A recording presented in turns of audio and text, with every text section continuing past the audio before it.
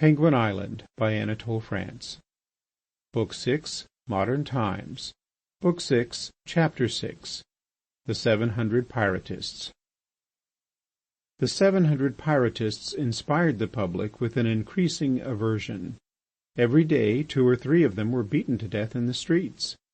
One of them was publicly whipped, another thrown into the river, a third tarred and feathered and led through a laughing crowd, a fourth had his nose cut off by a captain of dragoons. They did not dare to show themselves at their clubs, at tennis, or at the races. They put on a disguise when they went to the stock exchange. In these circumstances the Prince des Boscénos thought it urgent to curb their audacity and repress their insolence. For this purpose he joined with Count Cléna, Monsieur de La Trumelle, Viscount Olive, and Monsieur Bigourd in founding a great anti-Pyrotist association to which citizens in hundreds of thousands, soldiers in companies, regiments, brigades, divisions, and army corps, towns, districts, and provinces all gave their adhesion. About this time the Minister of War, happening to visit one day his chief of staff, saw with surprise that the large room where General Panther worked, which was formerly quite bare, had now along each wall from floor to ceiling, in sets of deep pigeon-holes, triple and quadruple rows of paper bundles of every form and colour. These sudden and monstrous records had in a few days reached the dimensions of a pile of archives such as it takes centuries to accumulate. "What is this?" asked the astonished minister. "Proofs against Pyrot," answered General Panther with patriotic satisfaction. "We had not got them when we convicted him, but we have plenty of them now." The door was open, and Greatauk saw coming up the staircase a long file of porters who were unloading heavy bales of paper in the hall, and he saw the lift slowly rising heavily loaded with paper packets. "What are those others?" said he. "They are fresh proofs against Pyrot that are now reaching us," said Panther. "I have asked for them in every county of Penguinia, in every staff office and in every court in Europe. I have ordered them in every town in America and in Australia, and in every factory in Africa, and I am expecting bales of them from Bremen and a shipload from Melbourne."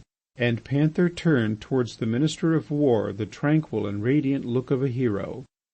However, Greatauk, his eyeglass in his eye, was looking at the formidable pile of papers with less satisfaction than uneasiness. "Very good," said he, "very good. But I am afraid that this Pyrot business may lose its beautiful simplicity. It was limpid, like a rock crystal. Its value lay in its transparency. You could have searched it in vain with a magnifying glass for a straw, a bend, a blot, for the least fault. When it left my hands it was pure as the light. Indeed, it was the light. I give you a pearl and you make a mountain out of it. To tell you the truth, I am afraid that by wishing to do too well you have done less well. Proofs. Of course it is good to have proofs, but perhaps it is better to have none at all. I have already told you, Panther, there is only one irrefutable proof, the confession of the guilty person. Or if the innocent, what matter? The Pyrot affair, as I arranged it, left no room for criticism. There was no spot where it could be touched.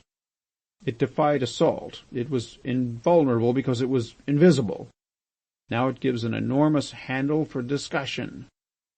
I advise you, Panther, to use your paper packets with great reserve. I should be particularly grateful if you would be more sparing of your communications to journalists. You speak well, but you say too much. Tell me, Panther, are there any forged documents among these? There are some adapted ones. That is what I meant. There are some adapted ones. So much the better. As proofs, forged documents, in general, are better than genuine ones. First of all, because they have been expressly made to suit the needs of the case, to order and measure, and therefore they are fitting and exact.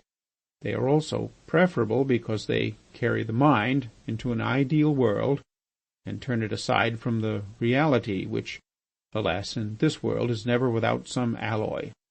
Nevertheless, I think I should have preferred, Panther, that we had no proofs at all." The first act of the Anti-Pyrotist Association was to ask the government immediately to summon the 700 Pyrotists and their accomplices before the High Court of Justice as guilty of high treason. Prince des Boscénos was charged to speak on behalf of the association and presented himself before the council which had assembled to hear him. He expressed a hope that the vigilance and firmness of the government would rise to the height of the occasion. He shook hands with each of the ministers, and as he passed General Greatauk, he whispered in his ear, "Behave properly, you ruffian, or I will publish the Mallory dossier." Some days later, by a unanimous vote of both houses, on a motion proposed by the government, the Anti-Pyrotist Association was granted a charter, recognizing it as beneficial to the public interest.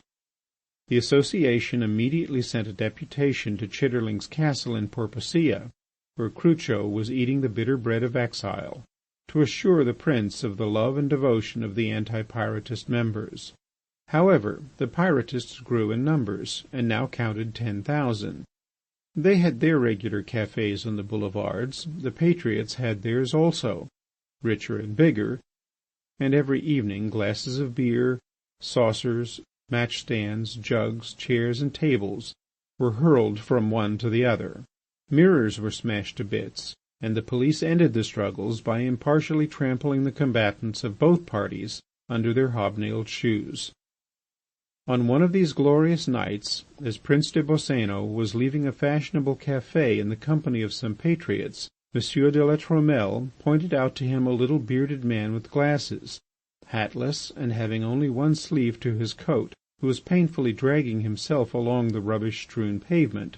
"Look," said he, "there is Colomban." The prince had gentleness as well as strength. He was exceedingly mild, but at the name of Colomban his blood boiled. He rushed at the little spectacled man and knocked him down with one blow of his fist on the nose. M. de La Trumelle then perceived that, misled by an undeserved resemblance, he had mistaken for Colomban M. Bazile, a retired lawyer, the secretary of the Anti-Pyrotist Association, and an ardent and generous patriot. Prince des Boscénos was one of those antique souls who never bend. However, he knew how to recognize his faults. "Monsieur Bazile," said he, raising his hat, "if I have touched your face with my hand, you will excuse me and you will understand me. You will approve of me. Nay, you will compliment me. You will congratulate me and felicitate me when you know the cause of that act. I took you for Colomban."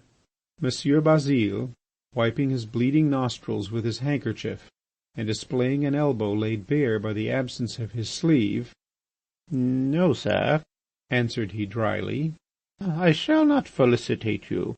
I shall not congratulate you. I shall not compliment you, for your action was at the very least superfluous. It was, I will even say, supererogatory. Already this evening I have been 3 times mistaken for Colomban and received a sufficient amount of the treatment he deserves. The patriots have knocked in my ribs and broken my back, and, sir, I was of opinion that that was enough." Scarcely had he finished this speech than a band of Pyrotists appeared, and misled in their turn by that insidious resemblance, they believed that the patriots were killing Colomban. They fell on Prince des Boscénos and his companions with loaded canes and leather thongs and left them for dead. Then seizing Bazile, they carried him in triumph, and in spite of his protests, along the boulevards amid cries of "Hurrah for Colomban! Hurrah for Pyrot!" At last the police, who had been sent after them, attacked and defeated them and dragged them ignominiously to the station, where Bazile, under the name of Colomban, was trampled on by an innumerable quantity of thick, hobnailed shoes. End of Book 6, Chapter 6.